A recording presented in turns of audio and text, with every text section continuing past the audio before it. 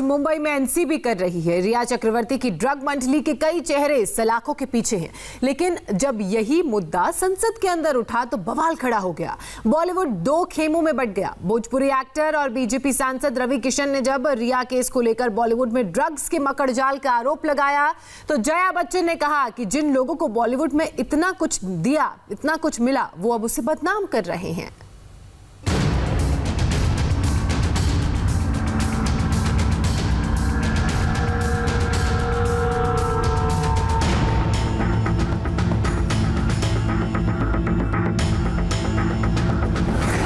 की दवाइयां हमारी फिल्म इंडस्ट्री में भी इसके एडिक्शन करवा दी।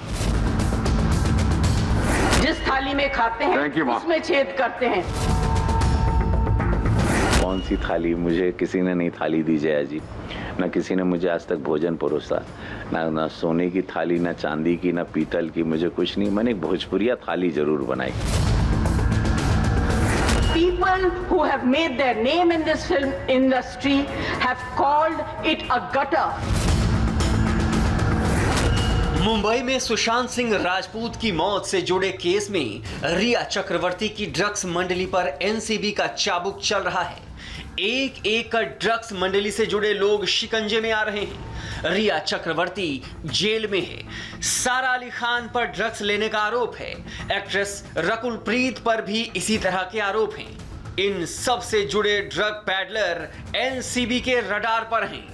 बॉलीवुड की तरफ से कंगना रनौत इस मुद्दे पर सबसे मुखर हैं। बॉलीवुड की ड्रग मंडली और सुशांत सिंह राजपूत केस को लेकर उद्धव सरकार पर जोरदार हमले कर रही हैं, लेकिन जब इसी उड़ते बॉलीवुड की बात संसद में उठी तो बवाल मच गया। एक ही फील्ड की दो शख्सियत आमने सामने आ गईं।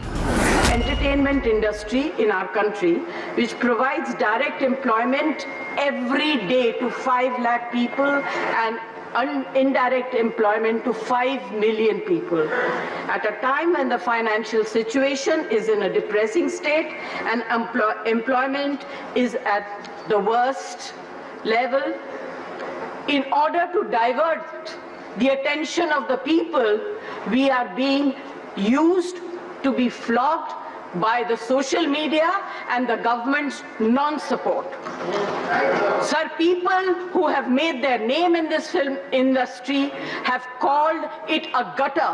I completely disagree and I really disassociate, and I hope the government tells these people who have made their earning, name and fame in this industry to stop using such language. There are people in the entertainment industry who are some of the highest taxpayers. They are still being harassed. All kinds of promises are being made to entertainment industry but never ever kept. Rajya Sabha सांसद जया बच्चन का पहला attack Kangana Ranaut पर था, तो आगे उन्होंने गोरखपुर से BJP सांसद रवि किशन को निशाने पर लिया। रवि किशन ने लोकसभा में मुंबई फिल्म इंडस्ट्री में ड्रग्स का मुद्दा उठाया था। इस पर जया बच्चन ने कहा कि लोग जिस थाली में खाते हैं उसी में छेद करते हैं। I was really embarrassed and ashamed that yesterday one of our members in the Lok Sabha spoke, who is from the industry, against, I'm not taking a name, against the film industry. It's a shame. जिस थाली में खाते हैं उसमें छेद करते हैं। गलत बात है। I need the protection. The industry needs the protection and support of the government. Ravi Kishan ने जया बच्चन को जवाब देने में जरा भी देर नहीं की। रवि किशन ने जया बच्चन के आरोप पर क्या कहा, ये दिखाने से पहले आप रवि किशन का वो बयान सुन लीजिए जिस पर ये पूरा बवाल मचा है। नशे की दवाइयां हमारी फिल्म इंडस्ट्री में भी इसके एडिक्शन करवा दी। अरे सुनो यार, हमारी वो एडिक्शन आज हमारी सरकार ने कई लोगों को पकड़ा है, पकड़े जा रहे हैं। NCB is doing very good work, but महोदय, दुख की बात है कि इस प्रकार की गतिविधियां हमारी इंडस्ट्री के द्वारा भी, जहां पे स्टारों को देखा जाता है, उनको रोल मॉडल माना जाता है, तो मैं आपके माध्यम से केंद्र सरकार से आग्रह करता हूं, अपनी सरकार से, जो हिसाब से आज हम लोग एकदम इनको चारों तरफ पकड़ रहे हैं, तो ये सख्त कार्रवाई की जाए, दोषियों को जल्द पकड़ा जाए, उन्हें उचित सजा दी जाए। रवि किशन के इसी बयान पर जया बच्चन नाराज दिखी। उनका कहना था कि कुछ एक लोगों की वजह से पूरी बिरादरी को बदनाम करना ठीक नहीं है। इस पर रवि किशन ने कहा कि वो तो फिल्म इंडस्ट्री की बीमारी का इलाज करवाना चाहते हैं। इसके साथ ही रवि किशन ने कहा कि जहां तक थाली में छेद करने का सवाल है तो वो बताना चाहते हैं कि उन्होंने अपनी थाली खुद बनाई है। पहली बात तो कौन सी थाली, मुझे किसी ने नहीं थाली दी जया जी, ना किसी ने मुझे आज तक भोजन परोसा, ना सोने की थाली, ना चांदी की, ना पीतल की, मुझे कुछ नहीं। मैंने एक भोजपुरिया थाली जरूर बनाई जया जी, जो इंडस्ट्री बंद थी। मैंने अपनी स्ट्रगल की, उसमें लिट्टी चोखा देश की जनता ने रखा, मेरे भोजपुरिया समाज ने बिहार यूपी से रखा, हमको सुपरस्टार बनाया, फिर मुझे सांसद बनाया। तो मुझे तो नहीं पता कि आप कौन सी थाली की बात कर रही हैं। हाँ, अगर जया जी फिर भी अगर ऐसी थाली जिसमें ड्रग्स हैं तो यस, मैं उसको छेद करना चाहूँगा। जया बच्चन ने बॉलीवुड को गटर बताने पर कंगना को इशारे ही इशारे में निशाने पर लिया, लेकिन कंगना ने डायरेक्ट नाम लेकर जया बच्चन को जवाब दिया। जया जी, क्या आप तब भी यही कहती अगर मेरी जगह आपकी बेटी श्वेता को किशोरावस्था में पीटा गया होता, ड्रग्स दिए गए होते और शोषण होता? क्या आप तब भी यही कहती अगर अभिषेक लगातार धमकियां मिलने और डराने धमकाने व शोषण की बात करते करते एक दिन फांसी पर लटक जाते? थोड़ी हमदर्दी हमसे भी दिखाइए। इधर कंगना ने जया बच्चन को जवाब दिया और उधर कंगना के समर्थन में और जया बच्चन के खिलाफ लोग सड़क पर उतर चुके थे। जम्मू में डोगरा फ्रंट के वर्कर्स ने जया बच्चन और महाराष्ट्र सरकार के खिलाफ प्रदर्शन किए। इन लोगों के हाथ में जो पोस्टर थे उनमें शरद पवार, उद्धव ठाकरे और जया बच्चन की तस्वीर थी, साथ ही उस पर ड्रग्स लिखा था।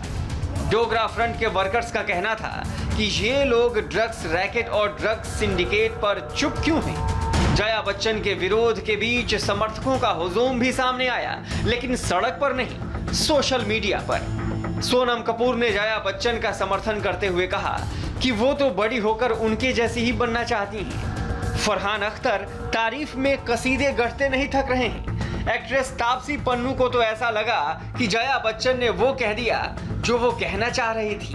अनुभव सिन्हा भी जया बच्चन का समर्थन करते हुए उन सबको चैलेंज कर दिया जो बॉलीवुड को उड़ता बॉलीवुड बता रहे हैं। शिवसेना नेता संजय राउत भी जया के समर्थन में दिखे।